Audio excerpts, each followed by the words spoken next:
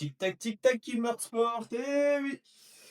Salut à tous les amis, bienvenue dans cette nouvelle vidéo. On va parler du match entre l'AS Saint-Etienne et le Paris FC qui s'est déroulé vendredi. Les Verts sont inclinés 3-0 dans un match assez catastrophique, très laborieux et qui nous met beaucoup de doutes dans les têtes parce que le mercato n'avance pas beaucoup. Parce que le match n'était pas bon, on a vu une équipe qui était dépassée dans beaucoup de compartiments de jeu et on va expliquer tout ça. Allez, c'est parti les gars, on passe au match.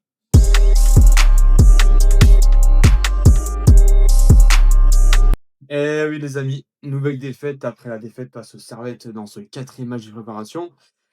Alors avant de commencer, on va parler un petit peu du Paris FC, parce qu'il faut en parler un petit peu aussi. Beaucoup disent que c'est qu'un match de préparation, qu'on a le temps, que tout ça, tout ça. Bah, 1 chose, pas tant que ça, parce que c'est dans 2 semaines que ça reprend. Donc, ce qu'on voit là, c'est quand même, un avant-goût, en gros, de ce qu'on va avoir dans 2 semaines. Donc c'est alors au 1er match de préparation, on peut dire que oui, et même le 2e match, voilà, c'est assez, c'est difficile de se faire un avis définitif sur ce qu'on voit, au 1er, 2e match de préparation. Mais au 4e, quand on a une équipe type qui enfin une équipe type, une équipe du moment en tout cas, qui se dessine, bah, ouais, on a des premiers signes de comment va se comporter l'équipe, dans le futur. Donc, on peut quand même avoir un premier avis dessus. Et moi, ce qui m'inquiète surtout, c'est qu'en face, on avait un Paris FC qui n'avait clairement pas son équipe type, qui n'avait pas ses nouvelles recrues déjà, et surtout qui jouait que son 2e match de préparation, qui ont commencé la préparation bien plus tard que nous. Donc, même si c'est une équipe de Ligue 1, tout ça, OK, super, mais malheureusement, ça n'enlève pas le fait que, ouais, ça reste quand même inquiétant. On prend 3-0, l'équipe était toujours la même, hein. On avait, une défense, avec du Apia et Traoré en latéraux, Chico Lamba et Bernauer, étaient les centraux. Le milieu de terrain n'a pas changé, Mouefek, Tardieu et Yabur, voilà, c'était là. Et l'attaque, Boakye, Cardona et Benhold. Mais franchement, ce qu'on a vu en 1 mi-temps, c'était indigne, c'était nul. Il y avait rien, quoi, il y avait rien. Défensivement, on s'est fait dépasser. Moi, je fais pas une fixation Traoré. Le petit jeune Traoré de 18 ans là, à gauche là, mais il s'est fait manger tout le match.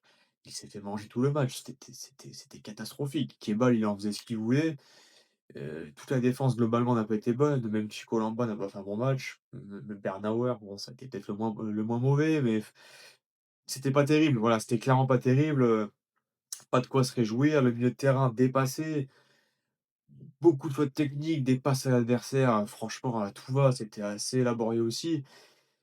Et l'attaque a été inexistante. Cardona n'a pas été bon, Boéquié inexistant, invisible, et notre Benold, bah, de temps en temps quelques fulgurances, il a tapé la barre, mais c'est reste quand même assez limité. Tout ça pour dire que l'équipe n'est pas prête, alors qu'on a 2 semaines du championnat. L'équipe n'est pas prête, franchement, c'était vraiment pas terrible. Et puis en seconde mi-temps, on a eu un petit peu de mieux. Alors on a eu quelques entrées, notamment chez les jeunes, hein. On a le jeune, Gadeg Bekou qui est rentré, qui lui, pour le coup, est assez intéressant. En tout cas, c'était moins mauvais, la seconde mi-temps. On a aussi Nadé qui est rentré, bon OK, Miladinovic, bon voilà, assez limité quand même, techniquement, hein, pas au niveau de Bouchoirie, on en parlera juste après. Et puis la petite surprise quand même qui est rentrée, c'est Dufus, qui n'a même pas encore signé officiellement, pour nous, qui est rentré. Et ça a été, je dirais, le seul point positif du match, c'était son entrée à lui, parce que lui, pour le coup, a fait une entrée intéressante. Beaucoup de percussions, et puis physiquement, le gars, c'est quand même un sacré gaillard. Intéressant, intéressant, franchement pas à jeter du tout, l'entrée du FUS, donc voilà. Mais globalement, voilà, on perd 3-0, des buts encore, toujours les mêmes, quoi, des coups de pied arrêtés, des exploits individuels, la défense est dépassée, enfin, des buts qu'on a vus, je sais pas combien de fois la saison dernière. C'est pour ça que c'est inquiétant, parce que l'équipe n'a pas progressé. Et il faut qu'on parle du mercato aussi, parce que voilà, il faut en parler, on va en parler tout de suite, parce que franchement, il y a de quoi être inquiet. Allez, c'est parti les gars.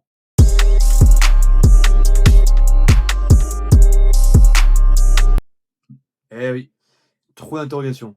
Trop d'interrogations. C'est ça le problème aujourd'hui qu'on a. Les premières interrogations, on a déjà parlé dans la précédente vidéo. C'est le cas de David Tachvili, Stassin, Nadé, tout ça, tous ces joueurs-là, où en fait on ne sait pas s'ils vont rester ou pas. On n'en sait rien.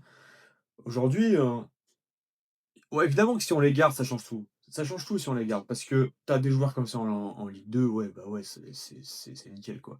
L'attaque, voilà, on garde Stassin, on garde Davitashvili en attaque. Si tu rajoutes Dufus qui va sûrement signer, ouais, bah, là, ça a de la gueule. Là, ça a de la gueule.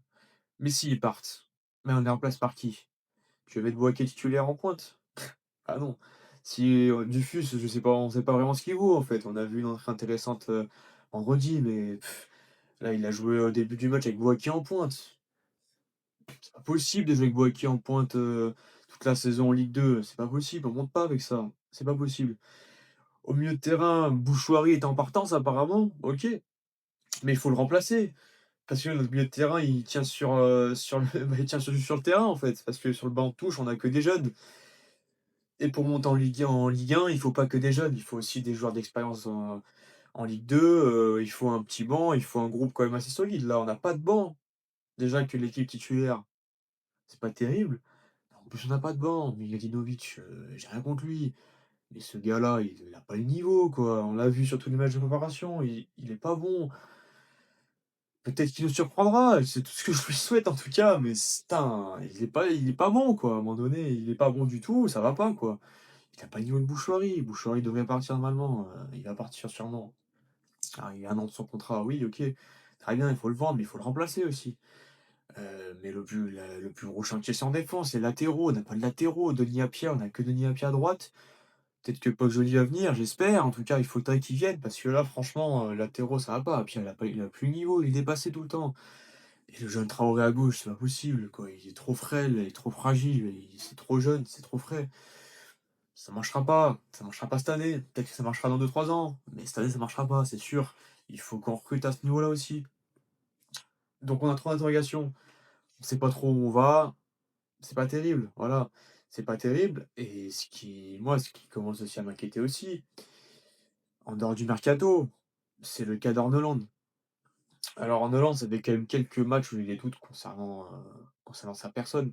Alors j'ai rien contre lui, c'est un super mec et tout, ça se voit que c'est un gars qui aime son métier, tout ça, la passion il a, OK, y a pas de problème. Mais déjà ses tactiques, elles ne changent jamais. Le mec ne s'adapte jamais à l'adversaire, il met toujours la même tactique, que tu joues contre Paris, contre Rodez, ce que tu veux, il mettra la même chose, il dira: «Les gars, on y va, full attaque, c'est parti», mais il changera pas. Il changera pas. Donc tu te dis: «Mais putain mon gars, ça va pas» et puis sa communication, elle est catastrophique.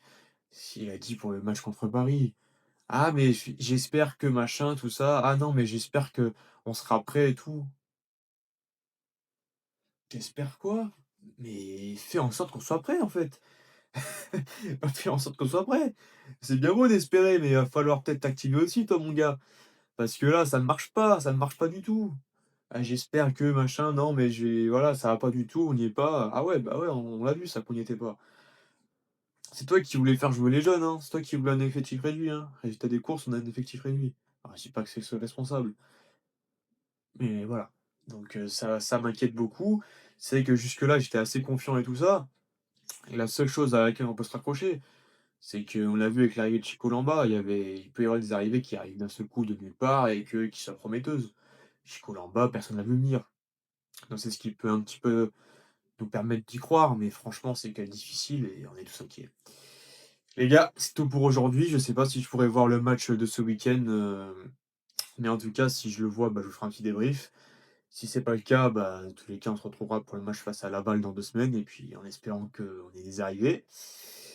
Et je vous souhaite, à tous et à toutes, une bonne semaine et à plus les gars. Salut.